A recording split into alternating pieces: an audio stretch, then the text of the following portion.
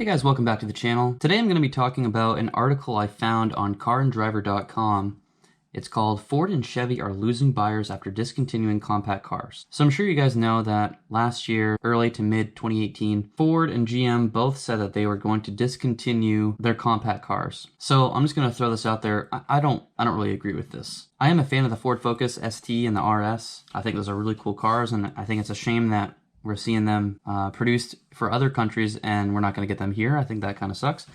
But let's look at the details and see why exactly this is happening. So you can see right here on caranddriver.com, they're talking about brand loyalty data shows that fewer Focus and Cruise owners in 2018 are buying another Ford or Chevy for their next vehicle than they did in 2016. So Focus brand loyalty dropping from 40 to 33%, and Cruise brand loyalty dropping from 57 to 45%. So what they're saying there, you could exchange Focus and Cruise for the name of the company. So what they're saying is, that's Ford brand loyalty dropping from 40 to 33%. So in years past, in 2016, it says, about 40% of Focus owners were trading in for another Ford product. So Ford was keeping 40% of their Focus customers, whereas now it's 33%.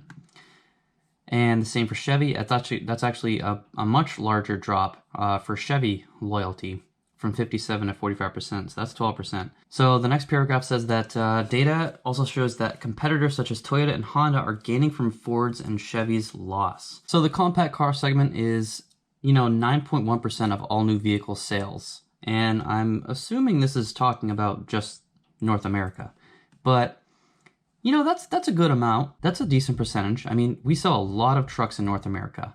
The Ford F-150, the Ford F-Series actually, has been the best-selling vehicle for several years. But anyway, as far as cars, I actually pulled up Ford sales numbers right here, okay? So this is Ford sales in 2018, and I'm looking at 2018 because we can actually see the full year versus 2019. 2018, they sold 51,000 Fiestas, 113,000 Focuses, which, if you look right here, that's a 28.4% drop from 2017. So that's huge. Those are a lot of sales to lose. Also, they lost 17.2% of sales from 2017 to 18 for the Fusion, 13.6% for the Taurus, which that's a big percentage. But if you look at the numbers of Tauruses they actually sell, it went from 33,000 to, just under 29. They don't really sell a lot of those anyway. So,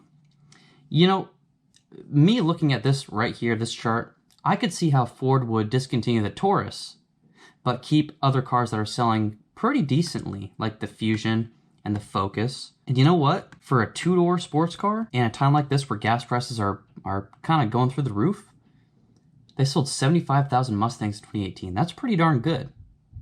So good job on Ford for selling that many Mustangs. So total Ford cars sold was 457,000. That is pretty weak if you consider that Honda and Toyota almost sell that much just with one car. So let's go look at Honda sales for 2018. So for 2018, Honda sold 728,000 cars.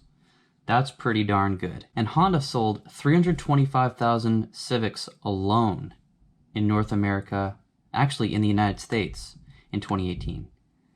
That's impressive. I'm also a little biased because I am a Honda fanboy, but let's get back to the original article from Car and Driver. So let's just think about what happens if you take away cars that people are currently driving, like the Focus, the Cruise, the Ford Fusion. The people who are currently driving those cars or currently leasing those, which a lot of people lease cars. When those people go to trade them in for something new, or because their lease is up or whatever, they don't have that option to upgrade to that new car anymore, right? What are they gonna do? If they're currently driving a compact car, a lot of people probably are gonna want another compact car, or another sedan at least. So we still have Honda, we still have Toyota producing phenomenal cars. Kia has been making very solid cars lately. Nissan actually sells a lot of vehicles. And I say actually because, I don't know, maybe I just don't notice a lot of Nissans on the road, but they do sell a lot. In my opinion, Ford and Chevy are really taking a gamble here because they are selling a lot of SUVs and trucks.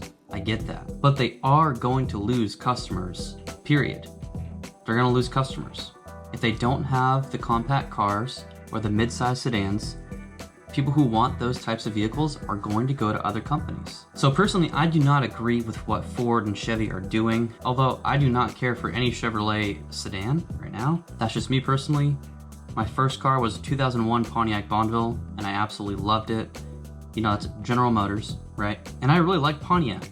You know, that's a lost cause because Pontiac's not gonna come back, no chance. But my point is, Chevy's vehicles have been just so boring, so bland. Like, where are their sport models? They don't have something to compete with like the Civic Si or the WRX or the Veloster Turbo, cars like that. So they have been out of that game for a while. And one more thing I want to mention before I close out this video. So right now in America, the automobile industry is a perfectly competitive market.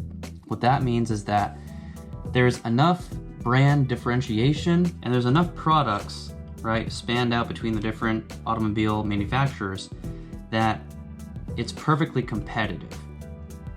That means that pricing is very tight, okay? So you look at your base model Civic, your base model Hyundai Elantra, Toyota Corolla, and the Kias and Subarus and everything like that, and they're gonna be pretty much in the same vicinity as far as pricing goes, and as far as features, okay? So the more cars we have, and the more different brands that we have, it's gonna be more of an incentive for manufacturers to be competitive with their features and their pricing and their warranties and everything that goes into something like that. So when you start taking out more and more cars from a certain segment, it gives more leeway to each car manufacturer for each different car, okay?